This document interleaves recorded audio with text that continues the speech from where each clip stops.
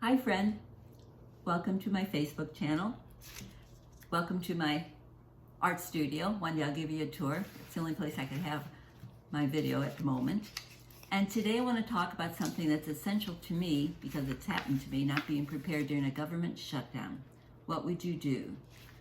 I went to the store and the shelves were empty. There's no water, no toilet paper.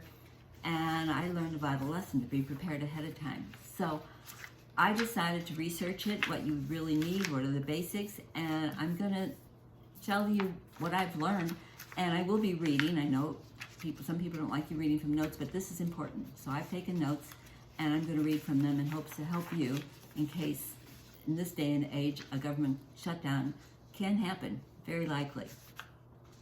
So just what is a government shutdown? Government shutdown basically happens when lawmakers can't agree on a budget, causing parts of the federal government to stop working. And this can affect many services we rely on, like processing government checks and even some public health programs. So the truth is, most of us don't think about this until it happens. I didn't.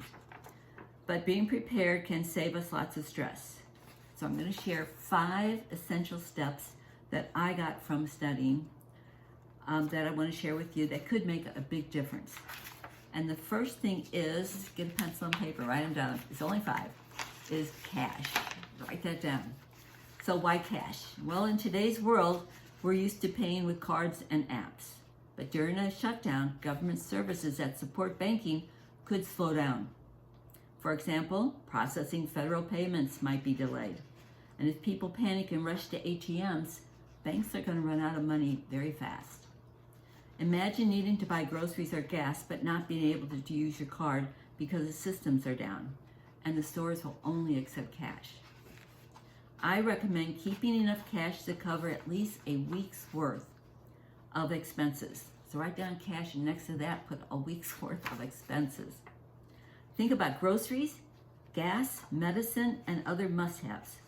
Store your cash in a safe place, but accessible. A lockbox would do fine. Number 2 for you to write down is food and water supplies and hygiene supplies. Because during a government shutdown, supply chains can be disrupted. This means stores might not get supplies as frequently, leading to empty shelves. Additionally, if people start panic buying, essentials like canned goods, bottled water, and hygiene products could disappear quickly. And let me tell you, that happened to me. I put it off. And I thought, well, on my way home from something, I'll jump in and get some toilet paper and water. And when I went in, the stores were crowded. It was crazy, and the shelves were empty. So I worked my way back home, and I just very uncomfortably that week made things work for me. And I don't want to ever do that again, and you don't want to do that. So to avoid this, keep the supplies of non-perishable foods. Canned vegetables, beans, pasta, rice, and snacks are good choices because they last a long time and they don't need refrigeration. And don't forget the pet food. Water is even more critical. Store at least 1 gallon per person per day for at least 3 days. And that'll cover drinking, cooking, and basic hygiene. If space is an issue, consider water purification tablets. By having a small emergency food and water supply, you won't have to worry about shortages or crowded stores. Yeah, that was scary. Number 3, medication and health supplies. If your family member rely on prescription medication, this is crucial. During a shutdown, some government health services might be delayed, affecting prescriptions or medical supplies. Even private pharmacies can be impacted if supply chains are interrupted. Make sure you have at least a month's supply of your essential medications, and you can ask your doctor for, sometimes they'll give you a 3-month supply, and that's pretty handy to have on hand. In addition to prescriptions, keep basic supplies on hand. This includes first aid kit, over-the-counter painkillers, allergy medication, hygiene products like soap, toothpaste, feminine hygiene products. So just plan ahead and have these things ready. Number 4, write this one down. Important documents. Government offices may close or experience long delays in processing requests during a shutdown. This can make it hard to access vital records like birth certificates, social security cards, or financial documents. This is why it's smart to keep copies of important documents at home.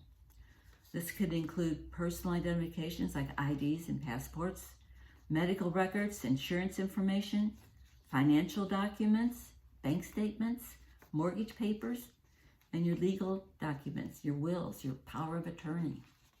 Store these documents in a safe, water and fireproof lockbox. And you can keep, alternatively, digital copies on a secure encrypted cloud service. That way you can get to them whenever you need to. So having these documents on hand will really help out.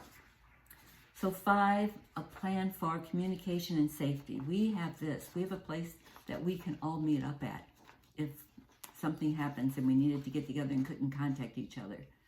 So in times of uncertainty, communication is key. During a government shutdown, public services like emergency hotlines might be overwhelmed. It's important to have a communication and safety plan in place. Make sure all family members know how to contact each other if phone lines or internet goes down.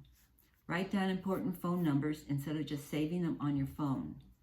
This includes numbers for family members, doctors, schools, or local emergency services. Also create a safety plan. Identify a safe meeting place for your family in case of an emergency. This could be a relative's house, a community center, or another familiar location. We have a community location that our family's going to meet at. Make sure everyone in your household understands the plan. Practice it. Be prepared. Being prepared isn't about fear. It's just about having the confidence to meet your challenges. And you'll be able to meet them if you're prepared. You'll be on the ball. So let's recap. Let's make this. So on your list, first thing you have down is cash to make purchases if electronic payments are not accepted. Then you have food and water supplies written down, number 2.